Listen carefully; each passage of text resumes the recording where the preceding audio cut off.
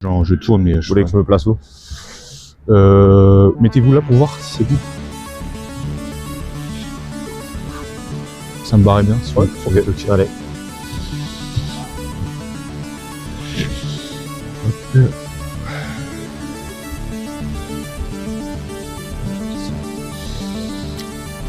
Bonjour à tous et bonjour Monsieur David Hermine, merci de nous recevoir à l'INSEP. Bonjour à vous. Ce 20 février, c'est la fin de la première phase pour l'équipe première du Pôle France, comme l'ensemble des équipes de nationales. Vous êtes le 10e invité de COFCOACH, donc merci d'avoir accepté notre invitation.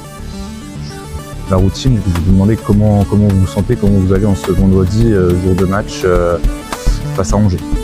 Ouais, plutôt bien. C'est effectivement le dernier match de cette première phase de NM1 qui, pour nous au niveau du Pôle France aussi, vient clôturer un cycle voilà, qui a débuté déjà en septembre. Donc on sait qu'au fur et à mesure en fait des matchs et notamment entre la première phase aller et les matchs retour, on observe une nette évolution du groupe.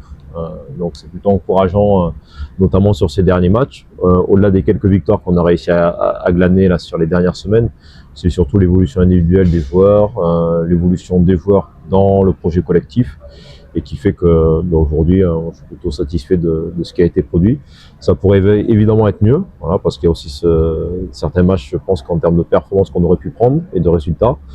Pour autant, voilà, en restant optimiste et pour la suite, je pense que ça présaugure sur une deuxième phase de NM1 qui va être formatrice et intéressante aussi pour nous. Le championnat de NM1, comme vous avez utilisé l'adjectif formateur, vous parlez de la deuxième phase qui sera formatrice. Le championnat de NM1 est formateur pour ces meilleurs joueurs, si on peut dire, les meilleurs éléments du Pôle France, puisque il y a la plupart qui sont U18, mais il y a quelques premières années aussi U18, et vous avez, il me semble, peut-être intégré quelques U15, si je dis pas de bêtises, sur quelques bouts de match. C'est aussi le but d'avancer le plus vite, peut-être pas le plus vite possible, mais dans les meilleures conditions possibles, des joueurs qui ont peut-être des choses à montrer face à des seniors. Ouais, tout à fait. Il y a déjà, nous, dans notre fonctionnement en interne, deux collectifs de garçons. Donc, on a un effectif de 26 joueurs sur l'ensemble du Pôle France, sur le secteur masculin. Donc, avec une équipe qui est engagée en championnat de France U18, notre équipe, nous, qu'on appelle communément les juniors, qui est engagée en NM1, et effectivement dans lesquels cette équipe-là est plutôt, en tout cas, ciblée par rapport à la trajectoire de progression et d'évolution pour les joueurs U17 et U18. Donc là, pour cette saison, c'est ceux qui sont dans les générations de 2009 et 2008. Il est vrai qu'on a pu intégrer quelques 2010 durant cette première phase, qui ont mérité, qui pouvaient aussi évoluer à ce niveau-là, notamment au travers de bonnes semaines d'entraînement et de performances en U18 élite. Et ce qui permet en fait d'avoir quelque part cette opportunité pour nous en interne d'offrir à chaque jeune un terrain d'expression en compétition qui est en fait le plus adapté à son niveau. Vous en avez un petit peu parlé, c'est vrai qu'on recherche aussi cette progression rapide et accélérée, parce que il y a cet objectif de pouvoir les accompagner à la sortie de cursus sur le Pôle France, donc pour ceux qui arrivent au bout des 3 ans notamment, à la sortie de leur année en U18, de les accompagner au mieux à faire la transition vers le milieu professionnel et le haut niveau, que ce soit en France ou à l'étranger. Donc c'est vrai que ça implique quelque part de devoir être performant déjà en NM1, qui est encore une fois, je le répète, un championnat qui est vraiment très intéressant et très solide, quoi. Ce que j'observe depuis les 3-4 dernières saisons, c'est vraiment déjà un niveau de professionnalisme des clubs, je trouve, le niveau de certains joueurs qui descendent des Ligue 2 ou de Betclic. Et donc pour des jeunes qui sont en formation de 16, 17, 18 ans, forcément c'est ultra intéressant, quoi, de pouvoir d'avoir l'opportunité de s'opposer face à ce profil de joueur, et puis même globalement à des niveaux d'équipe qui est de plus en plus élevé, quoi. Ce qui est aussi intéressant, c'est une question plus sur du côté général, c'est que certes le championnat, le sportif évolue, mais la structure reste la même, la salle reste la même. Bon, certes c'est des hommes, des femmes qui passent à la tête des équipes, les joueurs évoluent, mais il y a toujours cet ADN que vous gardez. Est-ce que vous pouvez un peu nous en parler, et est-ce qu'il y a quand même une petite évolution, vous qui êtes arrivé sur le poste d'assistant la saison dernière, en tout cas pour l'équipe première du Pôle France masculine, Est-ce qu'il y a des petites choses qui changent ou voilà, la structure reste la même au Pôle France?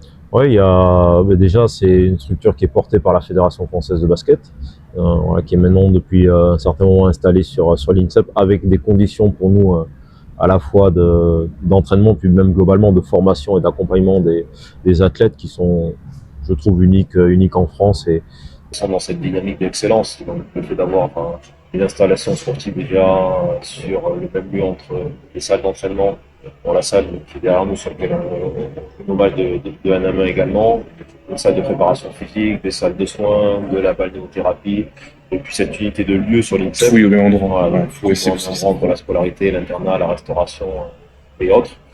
Je pense facilite vraiment déjà la création d'un environnement propice à la progression, à la performance pour les joueurs et qui peuvent pour le coup se dédier aussi, j'ai envie de dire quasiment pleinement à leur projet basket. Donc ça c'est vraiment des conditions qui sont optimales pour nous, même si évidemment comme dans toute structure il y a des choses qui sont et qui restent à améliorer.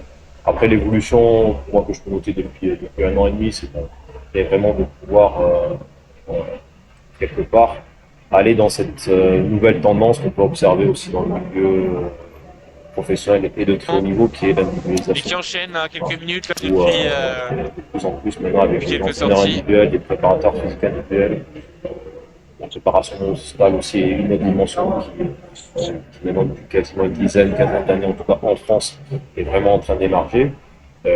Nous sur le Pôle France, au travers des moyens que nous avons, 2 sur 2. on essaie d'avancer sur cet aspect, de pouvoir proposer à la fois un accompagnement plus individualisé, d'optimiser cette individualisation-là dans un projet qui est collectif. Alors ça c'est important parce que il y a des orientations techniques qui sont appliquées, il y a des stratégies aussi managériales, relationnelles. Ça reste un sport collectif de toute façon. Et c'est important aussi, même si ça reste un sport collectif qui est peut-être plus individuel, et de rester dans ce cadre collectif qui est mis en place et aussi qui est formateur pour eux, parce qu'on peut former, accompagner des joueurs pour l'équipe de France A de demain, A senior, et donc ça nécessite aussi d'avoir un certain, comme vous l'avez dit, ADN par rapport au projet de jeu, l'ADN par rapport à la formation, qui pour demain leur permettra pour certains de pouvoir mettre le pied à l'étrier et de faire la transition vers ce niveau-là. Avec aussi le fait de se projeter en sachant que c'est pas quelque chose qui est définitif, voilà, le potentiel. Donc ça nécessite beaucoup de travail, beaucoup de négation, beaucoup de sacrifices. Et on essaye aussi de leur transmettre ces valeurs-là sur le point de vue. Je parlais peut-être un tout petit peu des points malheureusement qui sont négatifs et qui arrivent, ça fait partie de la vie. Le Pôle France, entrer au Pôle France, c'est une expérience et il y en a beaucoup qui peuvent arrêter après pour blessure, pour choix aussi de vie. L'idéal c'est pas forcément de les préparer à ça, c'est pas le but, mais est-ce que ça peut arriver dans la saison, voilà, des hauts, des bas? Est-ce que vous pouvez peut-être un peu nous en parler, pas forcément nous donner des cas concrets, mais ça arrive, on imagine, ouais. Oui, bien sûr. Déjà chaque individu et puis chaque joueur passe par des moments, j'ai envie de dire, de progression et puis par des moments qui sont plus difficiles, sportivement et personnellement. Ça fait partie quelque part de leur process d'apprentissage et de formation. Et on sait très bien maintenant aussi dans le domaine du sport que l'échec peut être terriblement formateur à partir du moment où on en retire les bons enseignements. Donc c'est plutôt pour nous au sein du staff notre volonté de pouvoir essayer de les accompagner à déjà mieux gérer ces phases-là et aussi à être en capacité de pouvoir rebondir.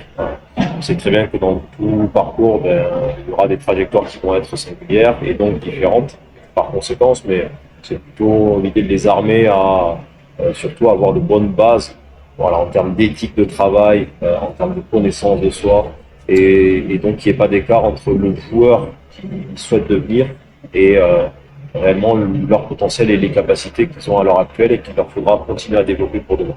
Avec chacun qui fera pour le coup sa propre carrière, voilà, en fonction de plein d'aléas aussi qui guident quelque part la vie d'un sportif de haut niveau, quoi. Quand vous avez parlé de blessures, il y a aussi des timings de progression, des contextes de club. Donc, ça, c'est des facteurs pour le coup que eux maîtrisent moins.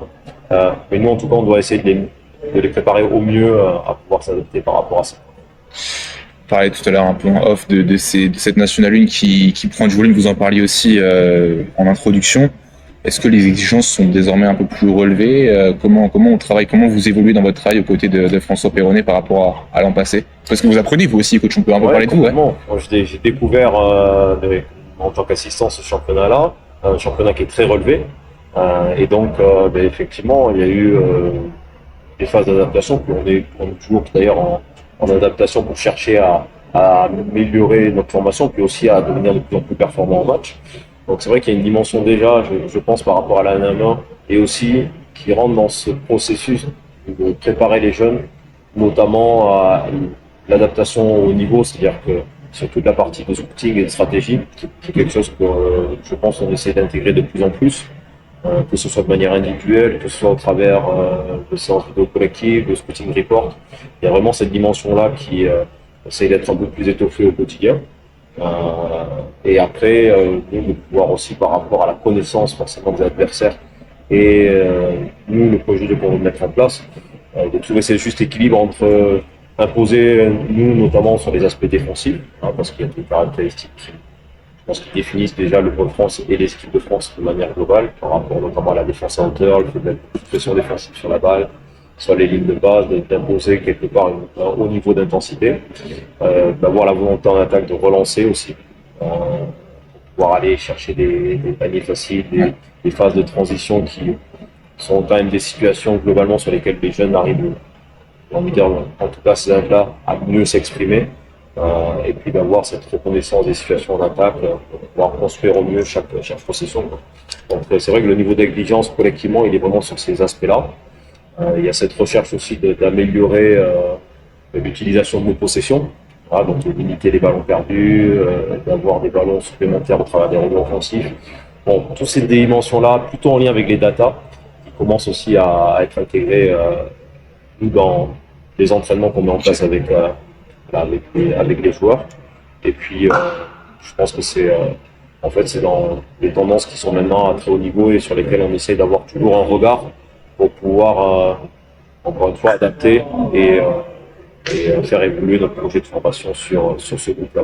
C'est un peu votre rôle, en tout cas c'est votre partie du travail, ou c'est aussi, parce qu'on n'a pas trop qualifié cette notion d'assistant, voilà, on sait que dans les clubs professionnels seniors de National 1, il y a cette notion d'assistant qui est plus sur le travail individuel, le scouting vidéo. Vous, quel est votre rôle au sein de ce duo avec Alors, mon rôle, effectivement, c'est d'être assistant de l'équipe de National 1. Je suis entraîneur sur Pôle France, et plutôt avec en fait deux missions principales. La première sur le développement individuel des joueurs, même si c'est quelque chose qui se met en place depuis déjà beaucoup d'années sur le Pôle France, mais sur ce groupe des juniors garçons, encore une fois, d'essayer de l'optimiser au regard de notre calendrier, au regard aussi de leur emploi du temps scolaire, ce qui fait que ça nécessite aussi quelque part d'être un petit peu agile pour pouvoir trouver les bons créneaux, calibrer la charge et puis individualiser les contenus en fonction des besoins de chaque joueur, parce qu'ils sont tous dans des trajectoires qui sont de progression et dans des moments de leur parcours où il y a des besoins qui sont quand même plus ou moins importants dans ce domaine-là. Je pense notamment aux joueurs troisième année qui vont sortir du Pôle France, d'où l'année est quand même relativement, alors elles sont toutes importantes, mais relativement plus importantes. C'est une année aussi importante avec les études, le bac, quoi, aussi. Avec aussi sur le plan sportif, le fait de pouvoir se montrer et intéresser les clubs professionnels à plus haut niveau. Donc moi, c'est une première mission que je mets en place, que je coordonne sur les juniors. Et puis effectivement cette partie scouting, mais sur laquelle on se répartit aussi les tâches avec nos collègues. Donc le binôme se passe bien, ça se passe plutôt bien. En tout cas, oui, on essaie d'optimiser notre complémentarité par rapport aussi à nos parcours professionnels, qui sont assez différents. Qui sont différents, mais c'est pour ça que ça apporte de la richesse, je pense, et de la complémentarité. Et puis aussi avec cette idée de pouvoir optimiser notre fonctionnement au quotidien. Ouais. Il y a une pression autour de ces jeunes, elle semble bien régulée, mais des fois, voilà, ces chiffres, cette culture du chiffre, comment les jeunes vous arrivez à les réguler là-dessus? Parce que cette culture des stats qu'on voit aux États-Unis, c'est une question qui est plutôt intéressante. En France, on essaie davantage de la mettre en valeur forcément, mais le basket, ce ne sont pas que des chiffres. Oui, bien sûr. C'est vrai qu'on sent particulièrement cette influence maintenant des des médias, mais aussi de la vision que eux peuvent avoir de leur performance au travers des statistiques individuelles et des performances individuelles qu'ils produisent en match. Bon, d'autant plus que je pense que Lyon doit être l'équipe du Pôle France qui est très certainement l'une des plus suivies par différents médias. Et ce qui fait que les jeunes aussi ont accès à des sets qui sont des fois, alors qui peuvent les aider en termes de confiance. De toute façon, les statistiques sont officielles, il y a des tables de marque et c'est officiel sur le site de la Nationale, c'est public. Ces aspects-là, ils font partie de l'écosystème quelque part et c'est tout. Et c'est plutôt l'idée d'apprendre pour eux à pouvoir bien les analyser individuellement et collectivement pour qu'il n'y ait en fait pas d'écart entre les statistiques qu'ils peuvent produire, la vision qu'ils peuvent avoir de l'environnement par rapport à ces statistiques-là, parce que comme vous l'avez dit, maintenant c'est regardé partout, puis que ce soit les clubs, que ce soit les agences, se fient aussi beaucoup à ça. Et nous, comment on peut leur faire comprendre le profil de joueur et dans quel domaine ils doivent rechercher à performer le plus possible. Et ça, ben, pour le coup, la vidéo, quelque part, elle ne ment pas sur cet aspect-là. Donc c'est intéressant de réussir à les éduquer, on va dire. C'est sûr que pour ceux qui regardent, qui découvrent, je me permets, qu'un extérieur n'aura pas forcément, vous allez moins lui demander d'aller rechercher un nombre de rebonds important, offensif, voilà. On va l'attendre plus sur d'autres domaines, c'est juste pour, voilà. On essaie vraiment de construire et pour le coup de co-construire avec les joueurs une même vision de leur devoir déjà faire pour pouvoir gagner du crédit, être sur le terrain et emmagasiner de l'expérience, et aussi comment ils vont se construire en tant que joueurs de haut niveau pour les années à venir. Voilà, donc on essaie de poser des fondamentaux, des bases en fait avec eux, qui leur serviront à se construire pour demain. Et avec un petit peu de recul, bon, généralement les joueurs qu'on observe et qu'on suit, qu'on accompagne ici, on retrouve les similitudes derrière quand ils évoluent à haut niveau, quoi. Ils ne changent pas drastiquement de profil de jeu. Ils évoluent évidemment pour la majorité d'entre eux, ils complètent leur jeu, ils profilent un petit peu. Mais ils restent vraiment sur les mêmes fondamentaux qu'on observe ici. Vous parliez tout à l'heure de l'individuel au cœur du collectif. Il y a beaucoup de profils variés avec voilà, je vais être un peu le média, forcément on s'intéresse à tous les profils. Il y a des joueurs qui sont très très avancés par rapport voilà à la sphère professionnelle, d'autres un peu plus en recul. Comment on arrive à gérer ces profils et comment il n'y a pas de concurrence au sein du Pôle France, mais forcément les garçons savent qu'ils sont pas forcément avancés au même stade. Bien sûr. Déjà, c'est de prendre en compte aussi pour nous qu'est-ce qu'est la réalité du haut niveau. Ils sont dans un milieu de concurrence. Ça, c'est aussi important de leur rappeler le plus souvent possible parce que même si quand ils arrivent ici, ils arrivent dans une génération, c'est les meilleurs potentiels de cette génération-là qui ont été sélectionnés pour entrer au Pôle France. Nous, il y a la particularité en junior qui soit confrontés avec la génération du dessus ou d'en dessous, donc il y a déjà cette concurrence en interne, et puis surtout en fait leur faire prendre compte que ce milieu de concurrence il dépasse le cadre du Pôle France et il dépasse aussi le cadre de leur génération. Oui, parce qu'ils rentrent des centres de formation avant. Et ils rentrent en fait dans une concurrence qui est nationale voire même internationale et aussi sur différentes catégories d'âge parce que demain quand ils vont être amenés à quitter le Pôle France, ils vont entrer en concurrence avec des joueurs étrangers. Avec des joueurs qui vont être bien plus âgés qu'eux, qui ont des objectifs de carrière différents, et puis aussi ça reste un milieu professionnel, donc on voit qu'il y a beaucoup de turnover aussi, et qu'il faut être en capacité de pouvoir performer régulièrement, voilà, sous terme de pouvoir perdre un contrat professionnel, parce que quand même c'est un des objectifs pour la majorité d'entre eux, c'est de pouvoir aussi se présenter à la draft NBA à l'issue de leur parcours sur Pôle France d'ici l'année qui suit ou les 2 années qui suivent. Donc là, dans ce cadre-là, ils rentrent vraiment dans une concurrence qui est encore plus forte. Donc c'est vraiment les préparer à ça, les préparer à demain et leur faire prendre conscience que le niveau de progression, le niveau de performance qu'ils réalisent au sein du Pôle France, des fois va nécessiter d'être bien supérieur à la réalité à laquelle ils vont faire face demain. Donc c'est plutôt autour de cette dimension-là, des fois de se sortir un peu de quelque part ce cocon et de les mettre face à cette réalité de demain où la concurrence va être très féroce et pour le coup oui, il faut aller au-delà de la Nationale 1. Oui, c'est important. Même si c'est un très bon repère pour nous, parce qu'on se rend compte que des joueurs qui performent en Nationale 1, pour la majorité d'entre eux, sont capables de passer sur l'année qui suit, à la fin de leur cursus sur le Pôle France, de passer le gap pour aller jouer en Elite 2, notamment voir certains Dans le cas d'un garçon comme Hugo Yinga-Moukouri, qui joue à Nanterre cette saison et qui est en train de commencer aussi à éclore en Betclic. Donc voilà, c'est quand même un très bon référentiel à la fois pour eux, aussi pour nous, et pour encore une fois les replacer dans cette concurrence un peu plus globale. La culture du travail reste française, une question simple. Elle reste française. Je trouve que oui, parce que déjà la fédération française a mis aussi beaucoup de moyens et a défini vraiment une vision, une stratégie. On voit les clubs qui se structurent, qui font un excellent travail, les comités, les ligues régionales sur le plan de la détection et sur le plan de la formation. Et ce qui fait qu'on se rend compte que pour ceux qui arrivent à intégrer le Pôle France, ils arrivent vraiment en étant des joueurs encore plus aboutis qu'il y a quelques saisons. Donc, le basket français globalement est vraiment en train de prendre une grande dimension. Évidemment, il y a beaucoup encore de progrès, puis parce qu'on va rester des éternels insatisfaits pour essayer d'aller, encore une fois, glaner les plus hautes places, les plus hautes sphères, quoi. Tant sur les compétitions internationales de jeunes que sur les compétitions avec l'équipe de France A. Et puis, comme on a échangé tout à l'heure, on voit aussi le niveau des championnats professionnels français, la NM1, les Ligue 2 et la Betclic Elite, qui est aussi vraiment en train de monter de s'élever. Donc, je pense que c'est plutôt enthousiasmant et encourageant pour l'avenir. J'ai une question, je n'ai pas du tout par rapport à l'Euroleague cette année, l'Euroleague Junior, le Pôle France y participe? Oui, on y participe prochainement, donc ça sera pour nous, on va participer au 4e tournoi de qualification Ok, ouais, donc à la fin. qui aura lieu à Belgrade là, du 20 au 22 mars prochain. Donc voilà, on va être dans une phase de préparation un peu terminale par rapport à cette échéance-là. Qui est vrai qu'il y a une échéance aussi sur lesquelles les joueurs y accordent beaucoup d'importance. Non pas que le championnat national n'est pas important, bien au contraire, mais c'est vrai que l'opportunité pour eux quelque part de se resituer dans leur génération et ce qui se fait de mieux sur le plan européen et forcément aussi une échéance qui est très intéressante. On peut vous souhaiter quoi là, vous, dans la vie de tous les jours, de la réussite, parce que c'est aussi ça qui fait votre métier.